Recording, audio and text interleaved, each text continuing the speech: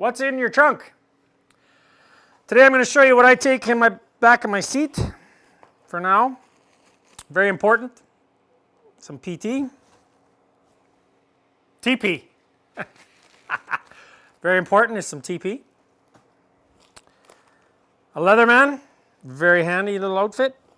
I usually throw in a couple extra hand warmers just in case. Of course you want to take your air pump for your shocks, if you've got air shocks. I carry a saw, especially for early season riding. I also throw on a protein bar, just in case, you know, if you get stuck, you at least have a backup. And of course your tool pouch that normally comes with the sled. Sometimes I stick in an extra set of couple tools, maybe stick in an extra set of Allen wrenches, a couple bolts. You never know where you might be able to use a bolt every once in a while. So throw a couple of those in there.